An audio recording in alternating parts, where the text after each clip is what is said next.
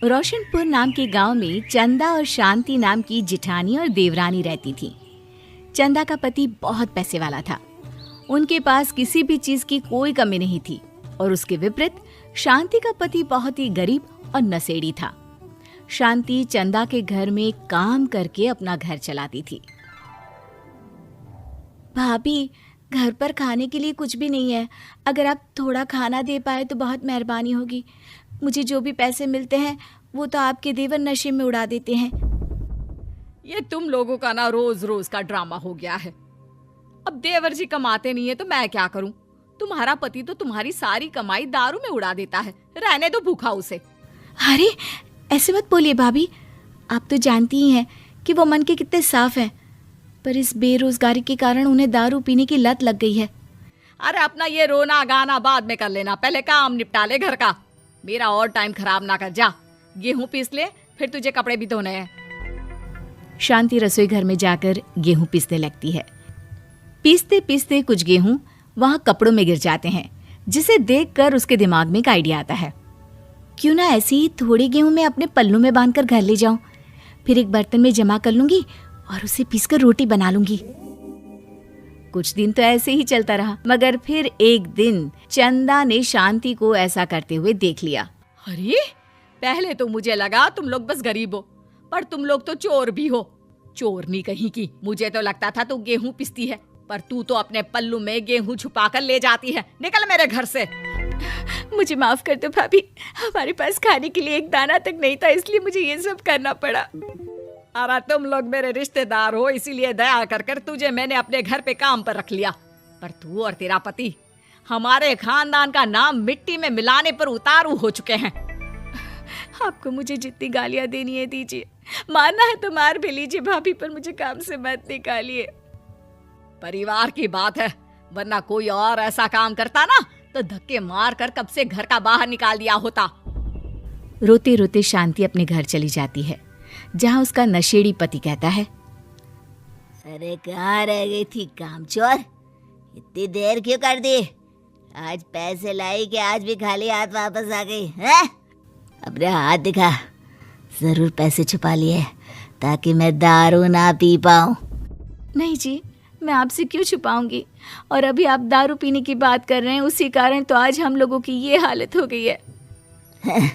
किसी काम की नहीं है तू, बिना मार खाए समझेगी नहीं। रख, अभी तेरे होश ठिकाने लगाता हूँ। रामलाल शांति को बहुत मारता है।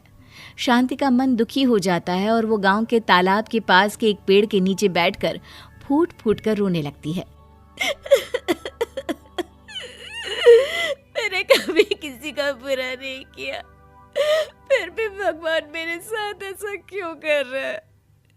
मैं तो रामलाल जी की फिक्र करती हूँ, फिर भी उन्होंने मुझे इतना मारा। तभी उसे एक आवाज सुनाई देती है, रोने की कोई जरूरत नहीं है बेटी, चिंता क्यों करती हो? ये आवाज कहाँ से आ रही है? शांति अपने आसपास देखती है, उसे कोई नहीं दिखता। वो ऊपर देखती है, जहाँ उसे एक छोटी सी परी दिखती है। आप कौन है? आप तो कोई परी लगती हैं। हाँ बेटी, मैं इसी पेड़ पर रहती हूँ। मैंने तुम्हारी सारी बात सुनी, अब तुम्हें फिक्र करने की कोई जरूरत नहीं। अपनी आंखें बंद करो। शांति आंखें बंद करती है और जादुई परी अपनी छड़ी घुमाती है। उसकी छड़ी घुमाते ही पेड़ के सारे पत्ते सुनहरे रंग के हो जाते हैं। परी उनमें से एक पत्ता तोड़ लेती है और फिर से अपनी छड़ी घुमाती है, जिसके कारण सारे पत्ते पहले की तरह साधारण से दिखने लगते हैं। आंखें खोलो बेटा। लो, इस पत्ते को ले जाकर अपने तकिए के नीचे रख देना। ये तो एक साधारण पत्ता है, इससे क्या होगा? ठीक है, अगर आप कहती हैं तो मैं इसे रख लेती हूँ। शांति उस पत्ते को लेकर अपने घर जाती है और अपने कमरे में तकिए के नीचे रखकर सो जाती है। सपने में उसे वही पेड़ वाली जादुई परी दिखाई देती है। बोलो शांति, क्या चाहिए तुम्हें? मैं चाहती हूँ हम बहुत अमीर हो जाए और मेरे पति नशा करना छोड़ दें, उन्हें कोई काम भी मिल जाए। कल जब तुम सुबह नींद से जागोगी, तुम्हारी इच्छा पूरी हो गई होगी। अगली सुबह शांति नींद से जागती है, अपने आसपास का नजारा देखकर चौंक जाती है। उसके बिस्तर पर चारों तरफ सोने चांदी रखे हुए थे। हे भगवान, कहीं मैं सपना तो नहीं देख रही? इतना सारा सोना, वो भी मुझ गरीब के पास। रामलाल जी को बताती हूँ, वो बहुत खुश होंगे। शांति जैसे ही कमरे के बाहर जाती है, वो देखती है कि रामलाल सूट बूट पहने काम के लिए बाहर जा रहा होता है। मुझे शहर में एक नौकरी मिल गई है शांति, मुझे आने में देर हो जाएगी, घर का ध्यान रखना। और इस तरह शांति बहुत अच्छा जीवन बिताने लगती है। उसके पास अब किसी भी चीज की कमी नहीं रह जाती। रातों रात शांति के पास आए इतने पैसों को देखकर उसकी जिठानी उससे पूछती है, अरे क्यों रे शांति, कहीं बड़ा हाथ मारा है क्या? अचानक तुम लोगों के पास इतना पैसा कैसे आ गया? नहीं नहीं भाभी, ये सब तो जादुई परी के दिए हुए पत्ते का कमाल है। शांति जादुई पत्ते के बारे में सारी बात चंदा को बताती है, जिसे सुनकर चंदा के मन में लालच आ जाता है और वो झूठ मूठ रोते हुए उसी पेड़ के नीचे जाती है जहाँ उसकी रोने की आवाज सुनकर जादुई परी कहती है, क्या हुआ बेटा, क्यों रो रही हो? मैं बहुत गरीब हूँ, मेरे पति मुझे बहुत मारते हैं, अब मैं जीना नहीं चाहती। चिंता मत करो बेटा, अपनी आंखें बंद करो।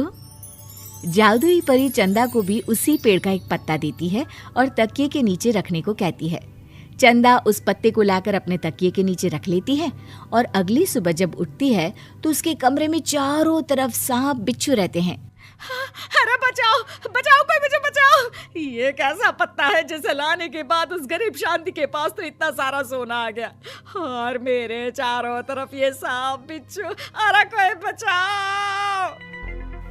चंदा अपनी जान बचाती हुई शांति के पास जाती है। चलिए भाभी, मुझे लगता है आपके घर में सांप बिच्छू को बस जादुई परी ही हटा सकती है। दोनों मिलकर जादुई परी के पास जाते हैं। ये सब तुम्हारे बुरे इरादों का नतीजा है चंदा।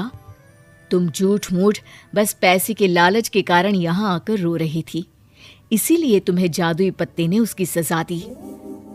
अरे मुझे माफ कर दीजिए जादुई परी, मेरे मन में लालच आ गया था। अरे शांति, तुम भी मुझे माफ कर दो, मैंने तुम्हारे साथ बहुत गलत किया है, फिर भी तुम मेरी मदद के लिए आई। चंदा को अपनी गलती का एहसास हो जाता है, इसलिए जादुई परी उसके घर से सारे सांप बिच्छू को गायब कर देती है। चंदा और शांति आपस में मिलजुल कर रहने लगती हैं।